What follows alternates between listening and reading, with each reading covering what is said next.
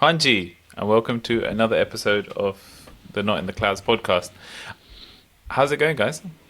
Yeah, it's good. It's been a good week, good weather. I'm not happy Oh no. because one, we started recording and Asa's frozen already, and two,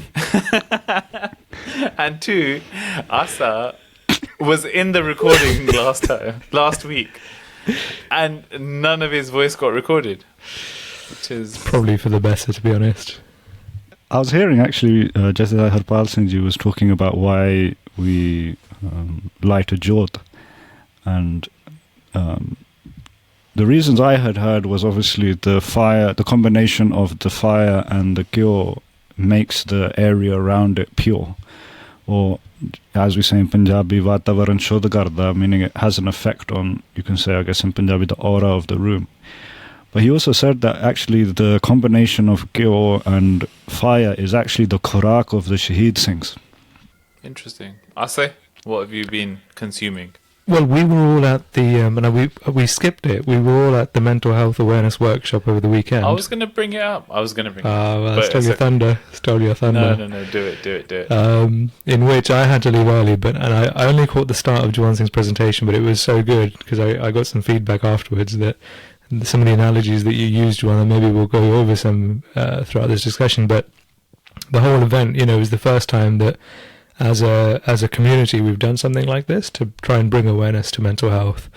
And maybe I think it's sometimes a taboo topic, especially within Sikhi, because you're always sort of under this, you're meant to be under this expectation that, you're a Singh, Chardi Kala, being high-spirited all the time. But sometimes, everyone's, we're all susceptible to social pressures, and how do we deal with that living in the West? Sometimes, we heard it with Asa from Delhi. A lot of people maybe live a very sheltered life and don't have the influences that typically you would get in the Western world.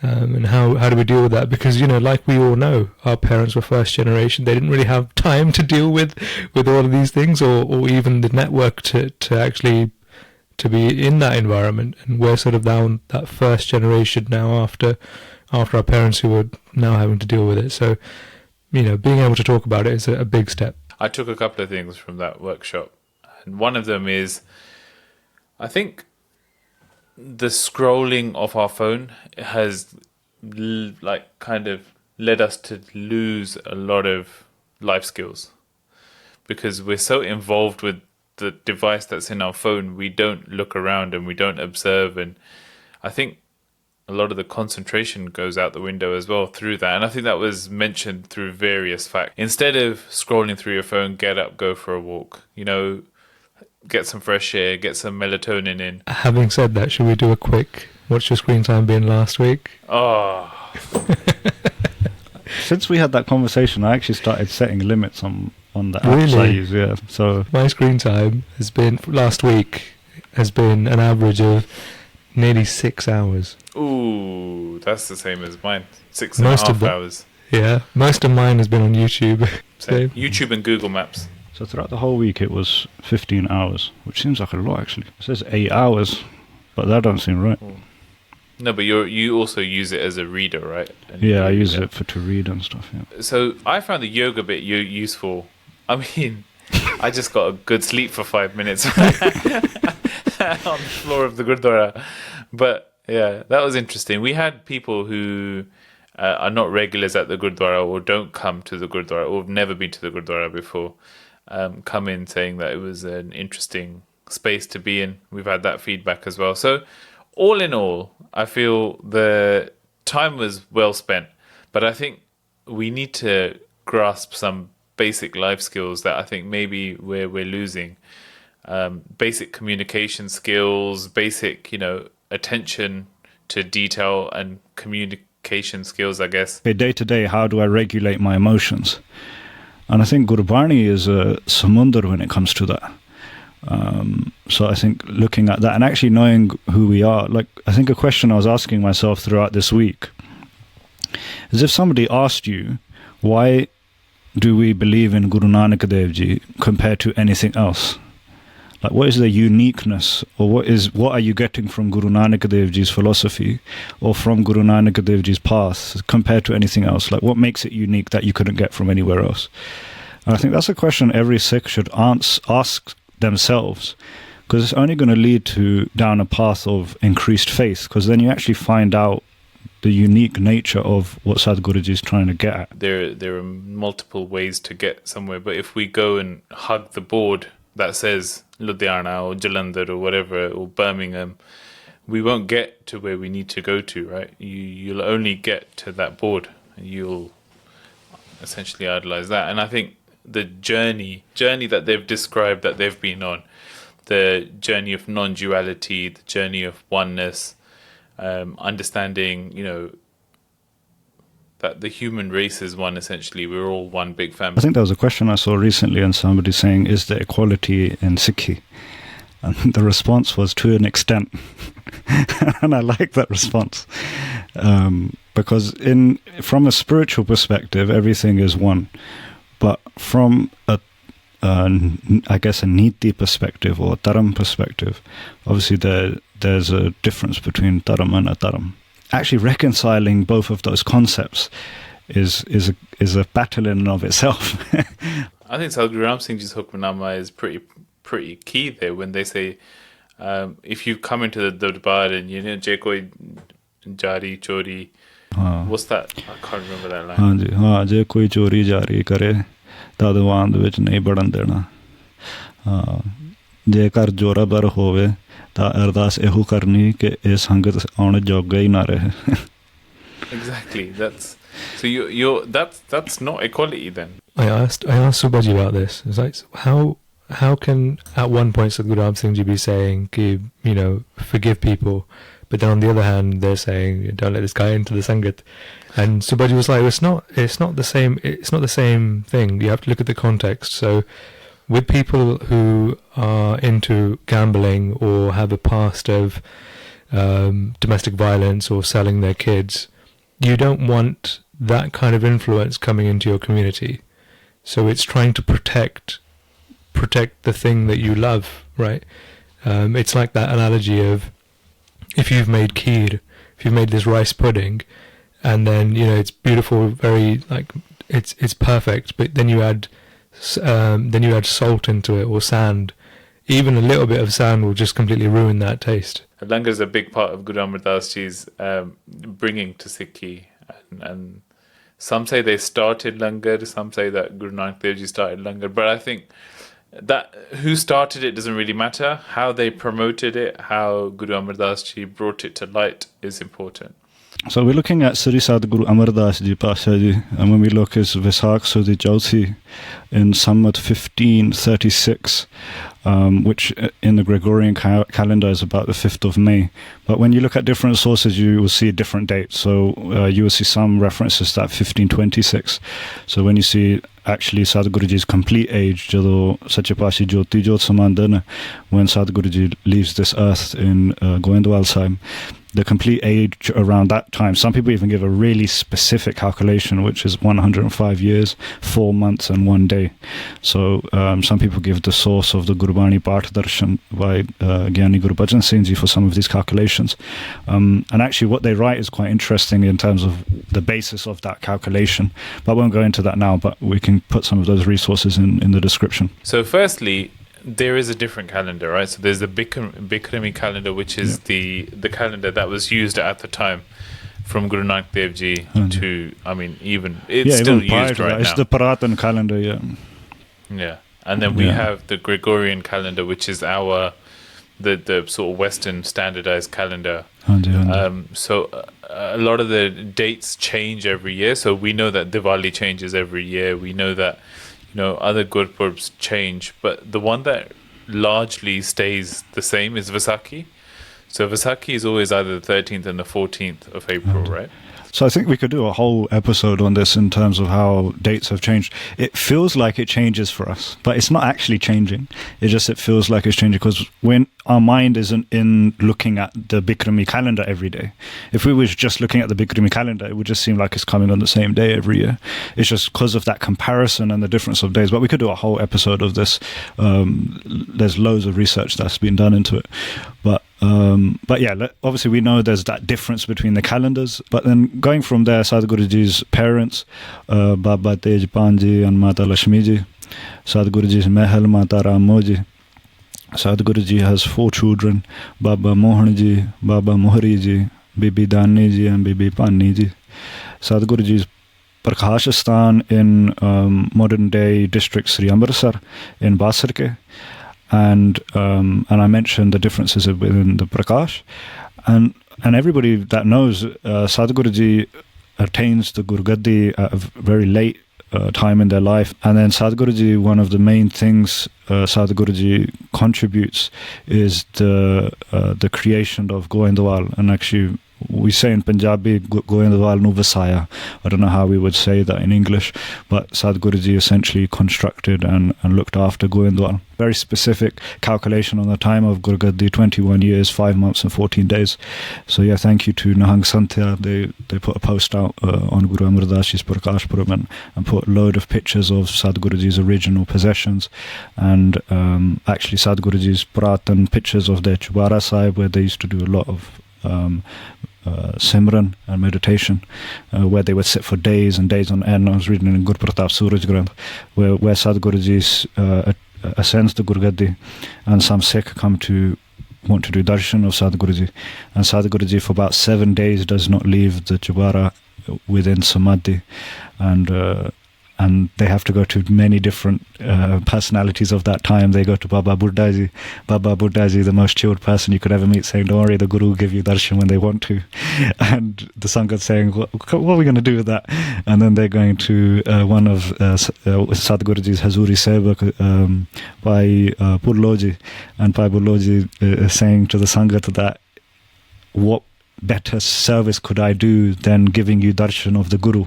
I will take this on my shoulders, even if something goes untoward, because I am not commanded to be doing this, but I will do that for the sake of the Sangat, so that you get darshan. So edna de pyare Sikh that had love for the darshan of the Guru. I think when we look at the Guru Bani, I think everybody daily we think of Anand Sahib as the Bani that we all think of fondly when we think of Guru Amardaas Pasha. But also beyond that, in around 17 raga, with about 869 shabad and sulok, and out of those, like I was mentioning, Anand Sahib, Sohile, Patti, creations of Guru Amardaas Pasha. I came across an interesting fact about them.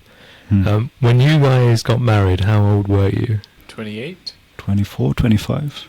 24, 25. So, Sarab, when you got married at 28, was there a lot of pressure from like family? Could you get late, your time's passing? Like, did you get that kind of... I was lucky. I was okay. I know people where they're like, after 23, 24, they're like, yeah, your time's running out. Literally, it's like... Baji expired ho gaya. Yeah, and so for anybody that's going through that, where people are like, come on man, hurry up. Guru Amardaas Ji, so they're the eldest of 3 other siblings. They were the last to get married at the age of 28, so same age as you, Sarab. And it was only when one of their younger brothers encouraged them and inspired them that Grihsthi is an important part of life, did they actually then pursue marriage. Guru Amardaas Ji came from a very wealthy background. Like they had lots of land, they had a shop, so they were a businessman. They had they daily would trade, would go to the market, get supplies, sell them on. Their kids would help out on the farm. From the Suraj Prakash, it's written that they would have this niyam, or this sort of routine of going to visit the river Ganga twice a year. And so that was a regular occurrence in their year. And it's written in the Bansavali Nama that there would be times where Sadhguruji would, using the wealth that they'd earned, so maybe not this one, but a concept similar to this one, then maybe why people think they started langar. They would host feasts for 200 plus people when they would go to the Ganga, and there's even an account of them donating tens of cows to people that were there, donating clothes to people that needed it. You know, Sacha Patshahi was living a very pious lifestyle where most of what they were earning, they were donating. So we know when Guru Nanak Dev Ji was around, Bhai Bala essentially creates the Janam Sakhi, or it was at least told. But when was the Janam Sakhi when was Guru Nanak Dev Ji's Janam Sakhi written, and was there such for each Guru after that? It's a good question. It's about when these granths become prachalit, and actually when they actually start to be used. When you actually look back, I think there was definitely the routine within the Sikhs to read Gurbani as an example, like to read Japji, to read Sohila, to read, at that time they would call it Sodar, they wouldn't call it Rairas, but they would read it as Sodar. It's mentioned in Bhai Gurdas Ji's Vara. But in terms of specifically Janam Sakhi, I'm not sure. When Baba Tejban Ji passes away, and Sadguru, at the time, Amardaas Ji has to take the ashes of their father. They travel to Haridwar to sort of offer up the ashes to the water. As they're traveling back, they sort of bump into a sadhu fakir called Hari, and Hari is a follower of Baba Sri Chand. And this fakir Hari has Sadguru Nanak Dev Ji's Bani Kant. So as he's walking, he's reciting Sadguru Nanak Dev Ji's Bani. And when Amardaas Ji hears this, there's like a pull inside, and they're so inspired whilst they're having this conversation to go and meet Sadguru Nanak Dev Ji. But for whatever reason, in the Bansavali Nama, it says they sort of come back home, and there's a bit of dispute in the house about, you know, land and all the normal things, you know, with life, and sort of life takes over, and they never get that opportunity to meet Sadguru Nanak Dev Ji. But, you know, as the conversation progresses, we'll look at how they then eventually, through Bibi Amro, they meet Guru Angad Dev Ji, their Guru. But that was the first time that they had this inspiration, or this pull to be like, you know, these words that I'm hearing, who wrote them? I think that's a really good point, because even though there's lots of different versions of how Sadhguruji first hears Gurbani, but I think the commonality between all of them is how it is piercing through into their heart, and this, how it's becoming this guide towards the Guru, and it's leading them towards action. Okay, let's put that to one side, but it's definitely Sadhguruji hearing this Gurbani and it piercing their heart, and it's leading them towards Guru Angad Dev Ji. This is something that we know. And you know, this concept it is always referred to as like Shabad di Chot, or like the piercing of discourse, or like being pierced through the heart with the discourse. And I was thinking, we hear Gurbani every day pretty much. Why does that never happen to us? Like, why do we not feel compelled? The praman that they gave is Aharan Mata Ved Hathiyar. Okay, let your mind be the Aharan, meaning the anvil. Ved Hathiyar, let the knowledge, let the Gyan be the thing that is hitting your mind, essentially, or hitting your intellect. You know that post, that picture that you shared, Sarab? This you're looking. Okay. This illustration where basically it says, this one. It says, I get born, I forget my true identity, I get caught up in drama of duality, and then my incarnation expires and I'm born again. Where the question I had in my mind was, you know, why is it that anvil, why doesn't it have an impact? Whereas Sadhguru, you know, Guru Amardaas Ji was such a pious being that chot, that Shabadi chot was instant. Like, they had that instant catch, and it changed their perspective. On the 20th time that Sacha Patshahi Ji goes to do the yatra to the Ganga river, Sadhguruji would go there, according to the Guru Pratap Suraj, every 6 months. And at this point, Sadhguruji is of quite an older age. So on the way, they stop at a Pandit's house. And that's where that Pandit, his name was Durga. And that Pandit notices the lotus feet of Sadhguruji. And when he stands at the door, Sadhguruji thought that the Pandit is standing there in expectation of money. So like you're saying, because Sachipashi had their own business, they took out some money and gave it to the Pandit. And the Pandit says, I'll take the money from you later when you become big. And Sadhguruji is saying, how am I going to become big? I'm a normal businessman. I'm doing my regular yatra to the Ganga River. What do you mean I'm going to become this great king? And the Pandit Durga, he says, you will find out. And then at a later happening, this happens on the 19th trip. And then on the 20th trip, then Sadhguruji, when they stop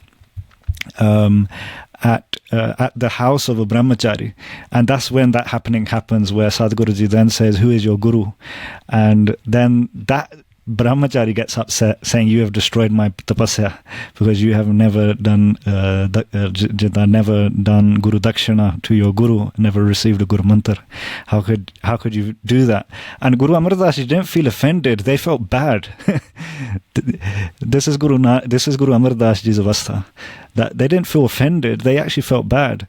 And they couldn't think of anything else other than, after this point, something was in them that now I want to attain a guru. And this is where then happens, where this is started, where now Guru Amardaas Ji does an ardas that please give me the wisdom so that I can go meet the true guru of this time. Do you know, they had Amardaas Ji at this point had this longing to meet either Guru Nanak Dev Ji or Guru Angad Dev Ji, whoever had written this Bani, right? To meet the author, as it were. They initially wanted to meet Guru Nanak Dev Ji, and this is where Bibi Amaro Ji says that unfortunately I can't take you to Guru Nanak Dev Ji physically, but I can take you to their form. And this is where Kavita Santokh Singh Ji says that how the form, the jyot is essentially changing their clothes. That this jyot is going through the different jamme, but all they're doing is just changing their clothes. And the question that was asked was, do we actually want to meet him? And that was such a profound question. And sometimes in the rat race of life, we kind of forget that question. Do we actually want to meet the author? Sometimes we forget, because there's so many other priorities on our day-to-day list that maybe sometimes it's not at the top of the list when it kind of, I don't know. So it's an interesting question. But Amardaas Ji had that longing, that tarap. Somebody who's needing something, who's feeling something is missing after that interaction with the brahmachari. Like you say, they didn't feel bad, they didn't feel angry, they felt bad. I've lived my life and I've got to this old age and I'm missing something. And I guess you kind of see it in Anand Sahib, that flowering of that devotion.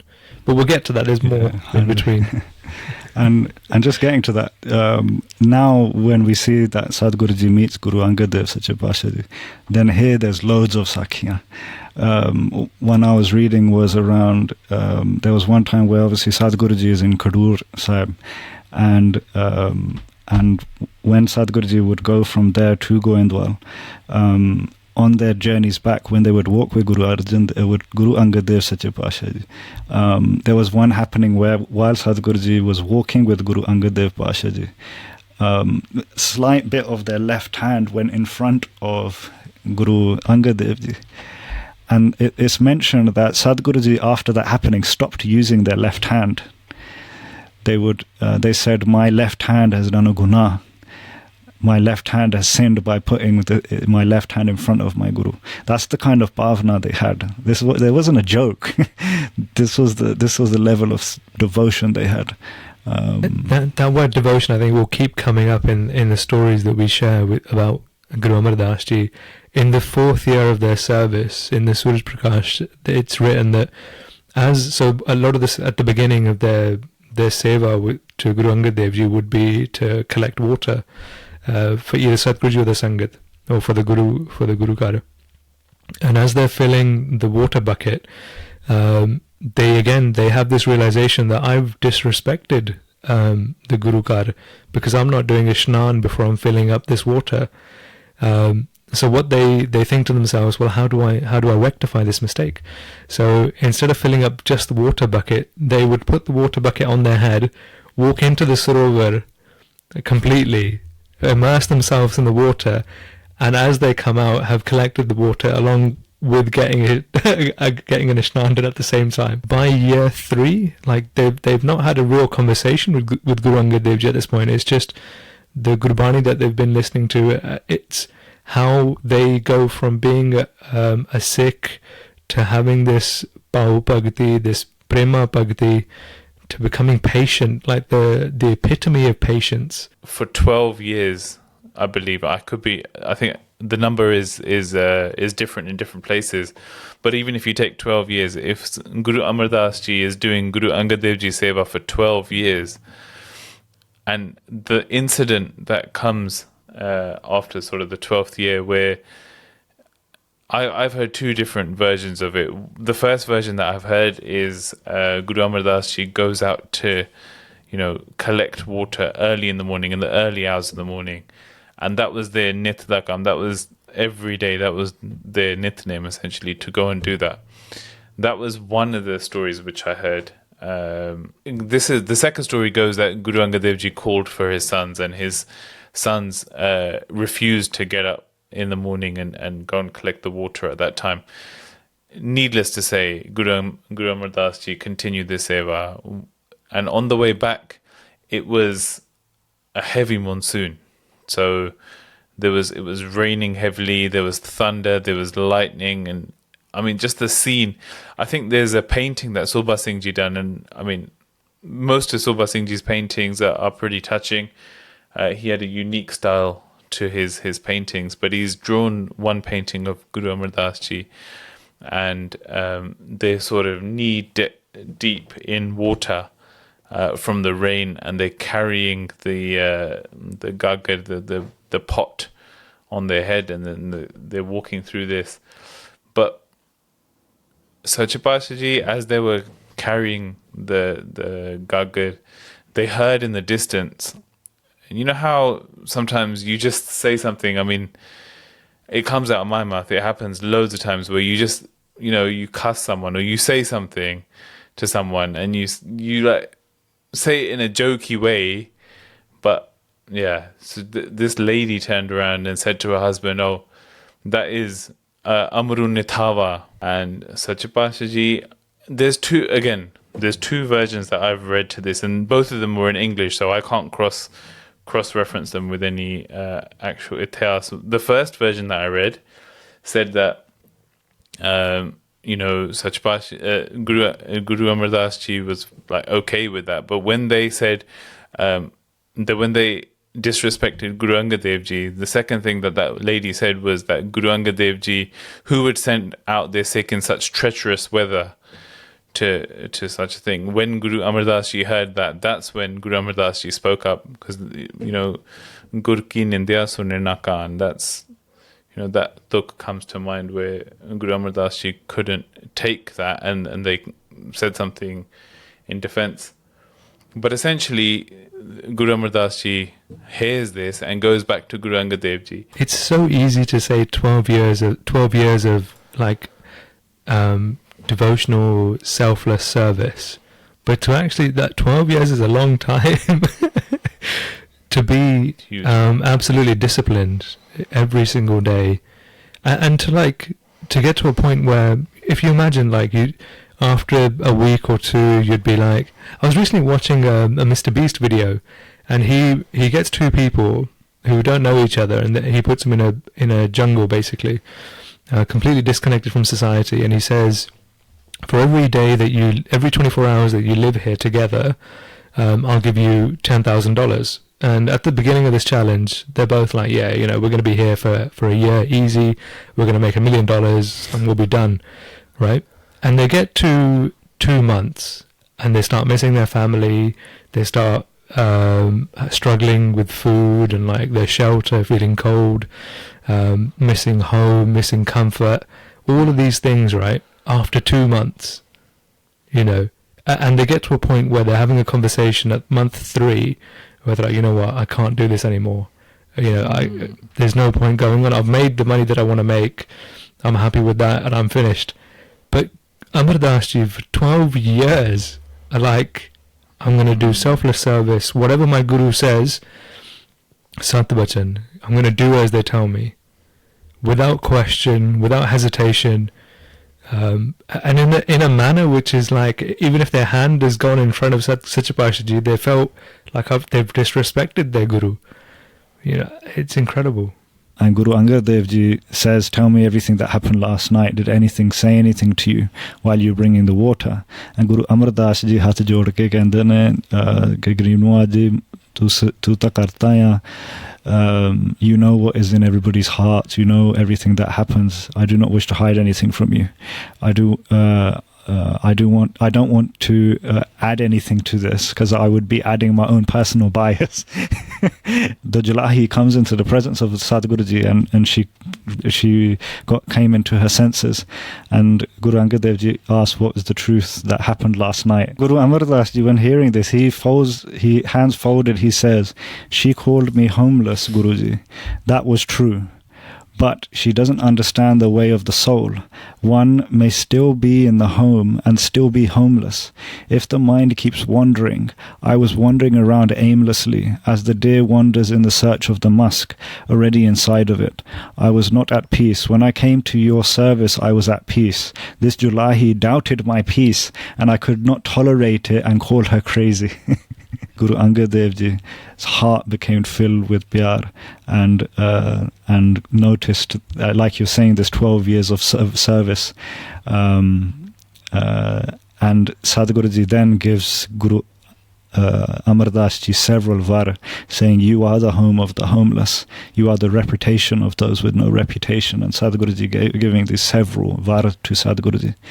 And Sadhguruji gives 12 blessings, one for each year of service, and then hugs Sri Guru Amardaas Ji Pasha Ji. I was just reading through Gurbani, and I came across, they have essentially given hukam for each day of the week.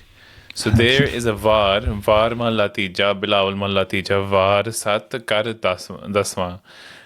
As it is a Tuesday, I'm not going to read through the whole Gurbani, but as it is a Tuesday, I'll read the hukam for Tuesday. So, Mangal Maya Moh Upaya, Ape Sir Tande Laya, Aap Bujaye Soi Buje, Gur Ka Sabad Tar Kar Suje, Prem Pagat Kare Live Laye, Home Mamta Sabad Jalaye. So that's just for Mangal. Can you imagine if you take a hukam every day and you just think about what their hukam is for that day of the week? I've just sent it in the group, guys. But the ending is pretty cool as well. Home sar sach levelagi. There's so much more. Both Sakyana. But yeah, I think we have to end it somewhere, isn't it? And the last segment is usually fun facts. Now I can just see Asab beaming there. He's absolutely because I've actually genuinely got a fact. Well, every week is a fact, and they're all genuine facts. They're not meant to be. They're not meant to be a joke. But today's one, I feel like. What you're telling me when you told us that when elephants were stacked up on each other, that was a fact. The fact was the elephant at the bottom wouldn't like it. That's a fact. Whilst doing research on Guru Amardaas Ji's life, one of their brothers, their younger brothers, his name is Amardaas, and Amardaas had a son. Can anybody guess who his son was? His compositions are referred to as the key that unlocks the Gurbani. Oh, no Bhai way. Gurdas? Bhai Gurdas. Yeah, Bhai Amardaas's son was Bhai Gurdas Ji. Oh, amazing. This is a good How mad is that? You redeemed yourself. Yeah. That's brilliant. This week I was looking, and what a lot of people don't know, that we regularly read Sukhmani Sahib, and Sadhguru Gobind Singh Sache Pasha Ji had their version, which was called the Sukhmana Sahib. I've got one. Ants don't have lungs.